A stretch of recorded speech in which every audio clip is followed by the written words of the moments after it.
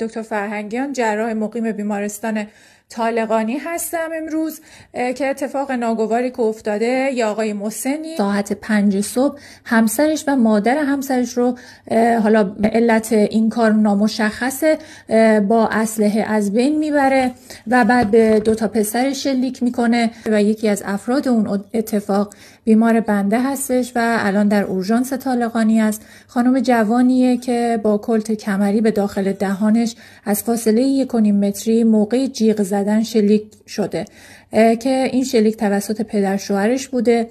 حالا کف دهان این خانم یه حفره‌ای که کنار دندانهای پایین و چندین هم دندانهای جلویی هم شکسته شده و کف دهان یه حفره‌ای باز شده و این گلوله از اونجا ورودیشه و از گردن عبور کرده و روی استخوان کلاویکل در سمت چپ قرار گرفته که خوشبختانه علائم حیاتی این خانم خوب هست. بیمار صحبت میکنه، هوشیار هستش، در حال انجام اقدامات درمانی و پاراکلینیک برای ایشان هستیم. نوه ایشان فقط آسیبی ندیده و بهش گلوله شلیک نشده.